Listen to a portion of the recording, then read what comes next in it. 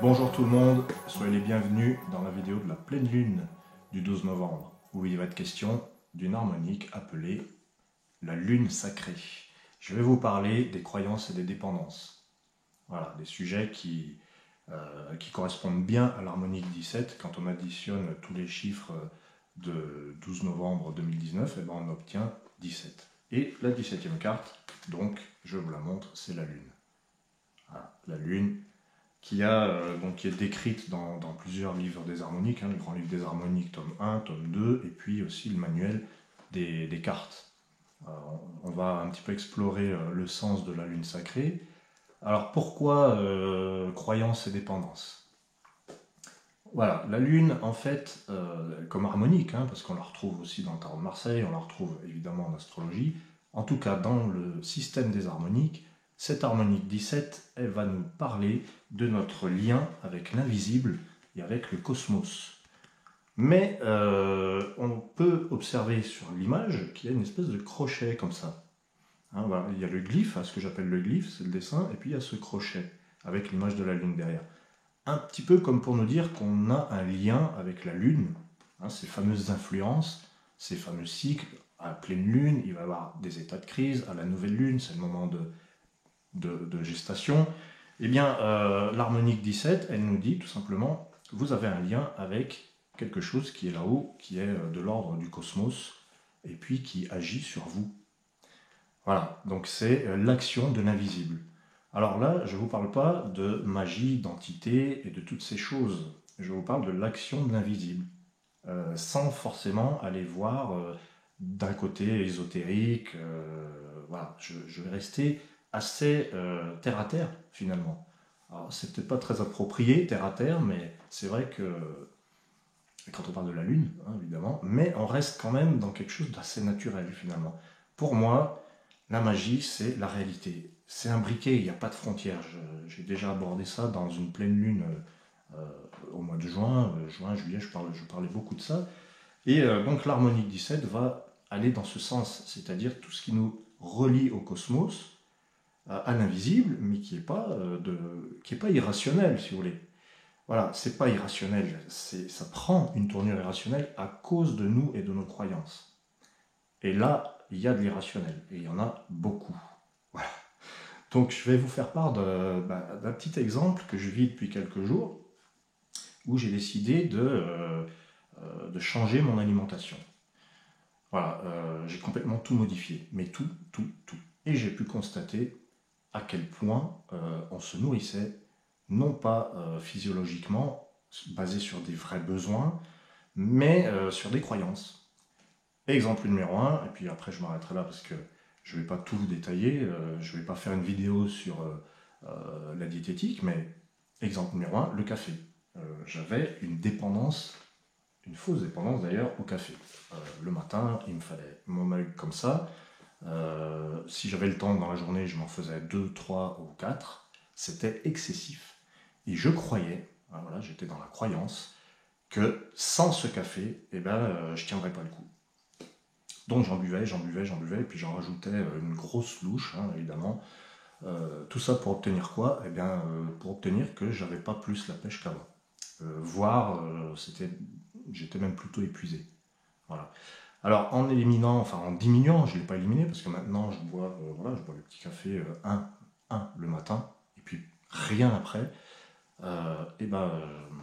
Je me sens traversé par une énergie, mais c'est tout l'inverse de ce que je croyais. C'est-à-dire qu'avant, je croyais qu'il fallait ingérer quelque chose pour être en forme. Et là, je constate que c'est exactement le contraire. C'est-à-dire que là, moins j'en consomme et puis plus je me sens bien. Voilà. Et ça, c'était une croyance en fait. C'était pas un besoin physiologique, c'était une croyance. Voilà. Alors les croyances, pourquoi je vous parle des croyances? Dans le système des harmoniques, elles se reconnaissent à l'élément sacré. C'est le 9e élément. Dans ce magnifique bouquin, alors je dis magnifique parce que comme vous pouvez le constater, il y a une magnifique couverture et une somptueuse mise en page faite par mon ami collaborateur, co-créateur de cette chaîne, Valérie Giroux.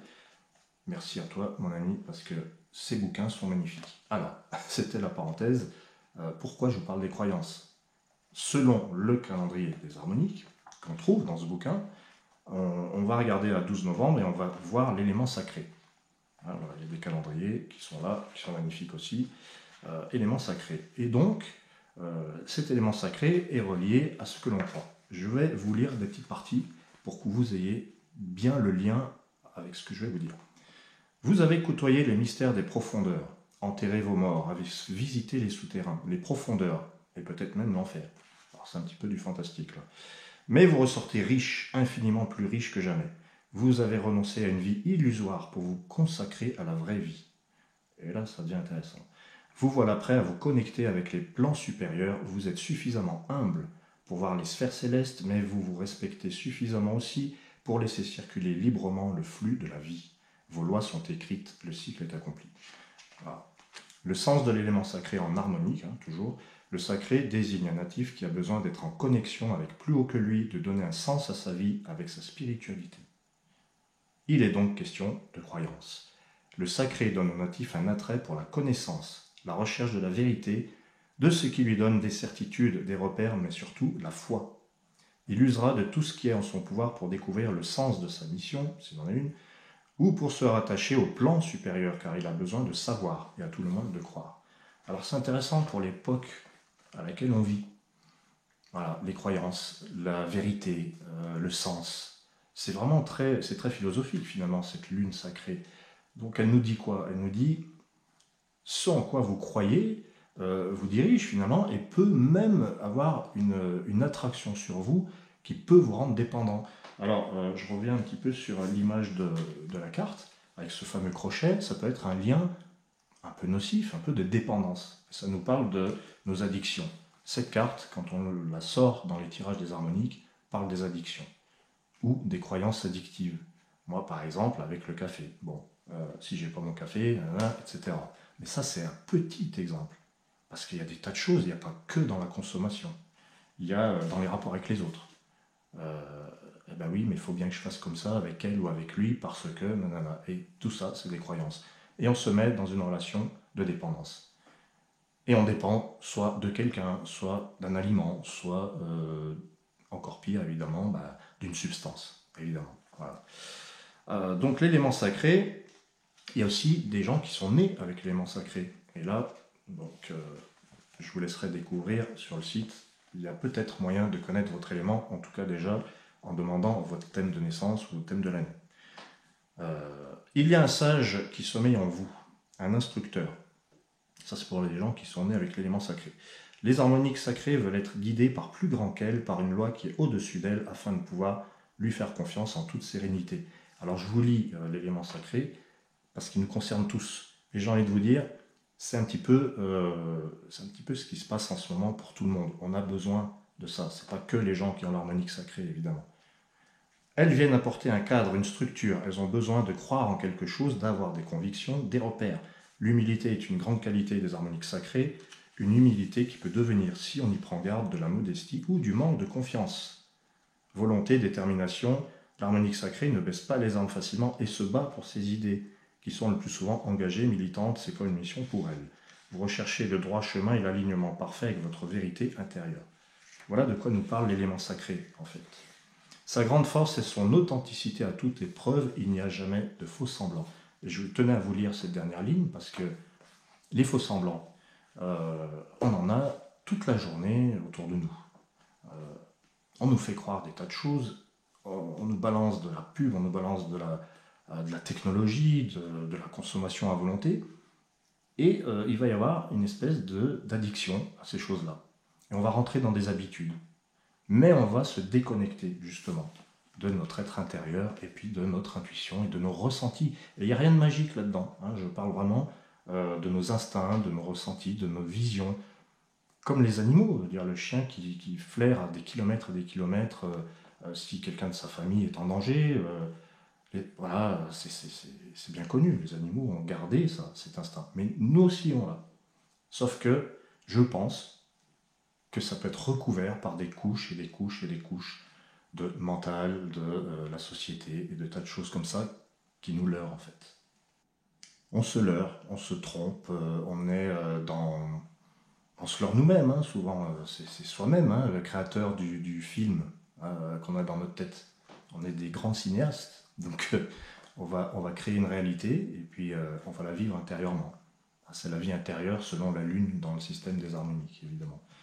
Alors comment la lune sacrée est décrite dans ce bouquin, le tome 2 d'ailleurs. La lune sacrée, alors pourquoi c'est le tome 2? Parce que dans le tome 1, vous avez la description des signes, des 27 harmoniques, donc lune, oracle, masque, nouvelle ère, etc. Et dans le tome 2, vous avez en plus la description avec les éléments. Alors, pourquoi il y a 2 tomes? En tout cas, pour le moment, il y a 2 tomes. Alors, je vous lis la lune sacrée, parce que ça peut être intéressant. Le domaine des croyances occupé par le signe de l'intuition et de la réceptivité. La lune sacrée nous invite à croire en notre intuition, de la suivre comme un guide. Cette immense réceptivité recèle plusieurs facettes. Mal intégrée, par exemple, elle rend sensible à l'invisible au point d'être une proie idéale pour les profiteurs et les manipulateurs. Bien intégrée, la lune sacrée sait entendre les messages de son intuition et sait se laisser guider pour guider à son tour.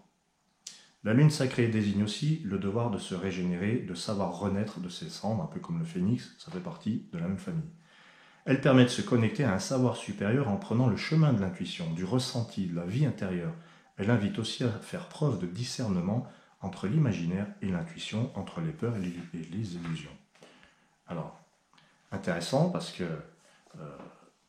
moi je me questionne depuis quelque temps sur les croyances du public, notamment par rapport à mes propres vidéos. Il y a quelque chose de très questionnant qui s'est produit depuis 1 an. D'ailleurs, ça fait 1 an que vous me suivez, et puis je vous en remercie, évidemment. Depuis 1 an, il y a beaucoup de gens qui m'écrivent que les lumières autour de moi, d'ailleurs il n'y en a plus là, ce sont mes guides, ou des esprits, ou des entités.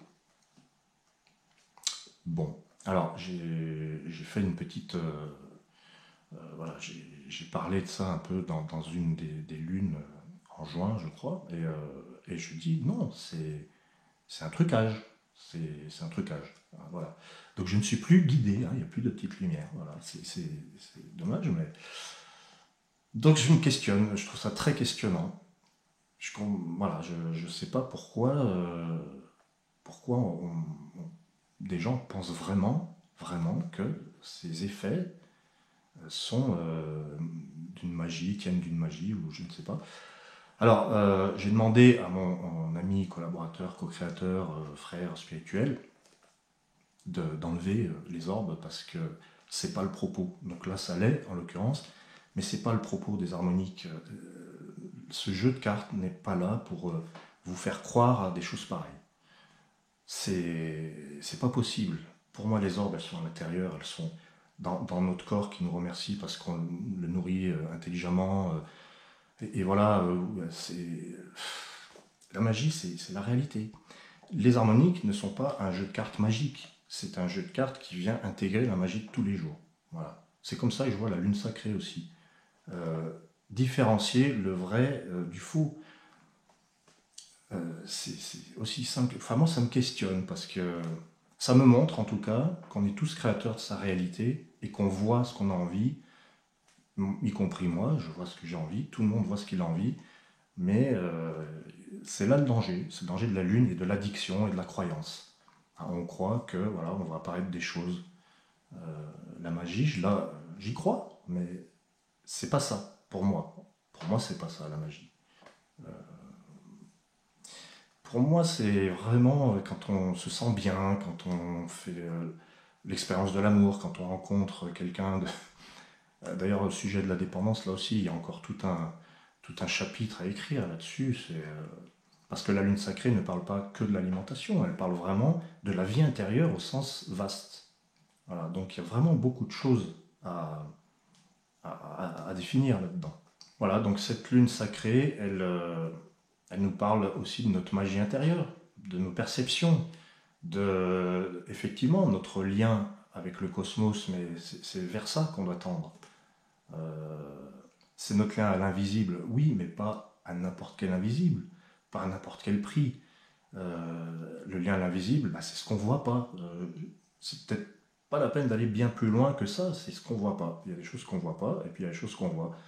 C'est très simple en fait. Quand je parle du lien invisible, je vais pas tellement plus loin que ça. Je ne parle pas des autres dimensions. On n'est pas là-dedans. On est dans, voilà, occupez-vous de l'invisible. Ici-bas, enfin, le vôtre déjà, hein, la Lune.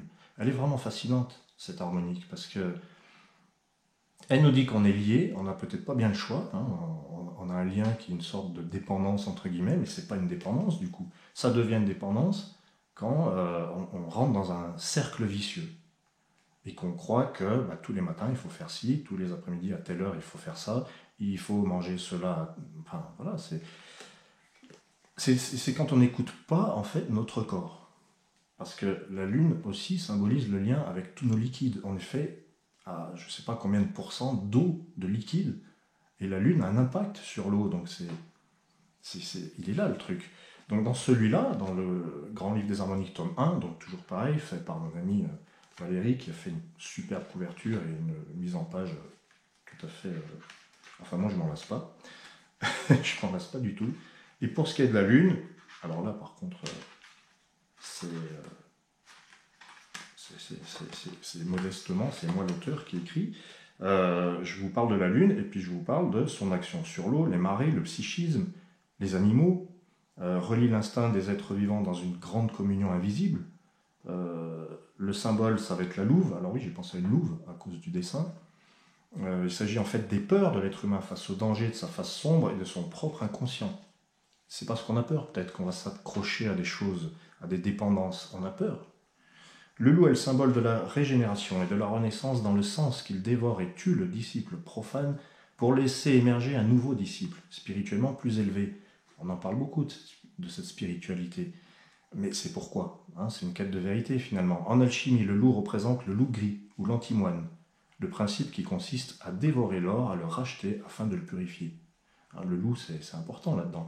On reconnaît plus ou moins l'image d'une louve assise sur ses pattes de derrière. Bon, plus ou moins. Hein.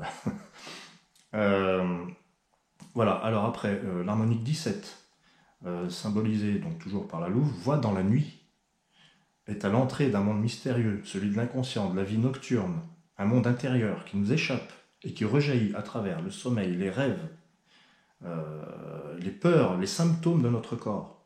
Ah, on revient toujours au corps. Voilà, c'est le signe de l'invisible, réceptif et sensible. Il a gardé quelque chose de l'instinct animal, comme j'en parlais déjà. Et si je vais un peu plus loin, un écueil de l'harmonique 17, c'est la fuite vers les paradis artificiels. Voilà.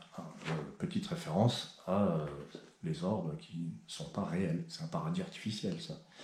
Donc voilà tout ce que je voulais vous dire par rapport à cette lune sacrée du 12 novembre.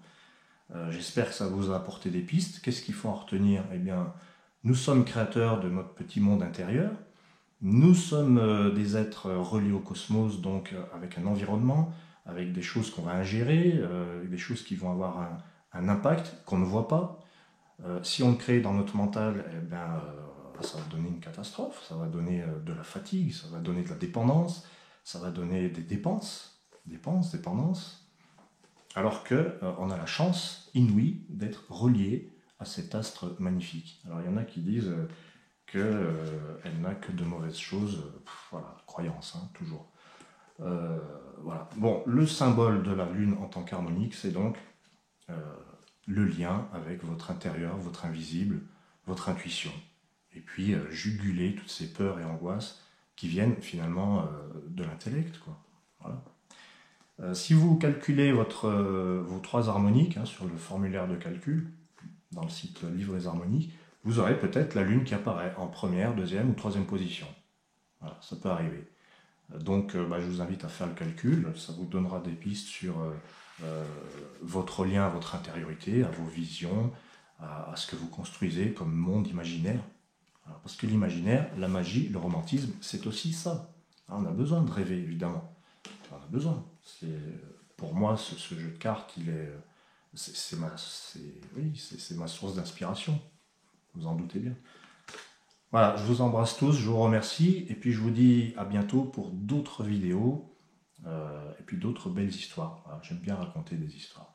Merci de suivre, de vous abonner, de me contacter, et très belle pleine lune à vous.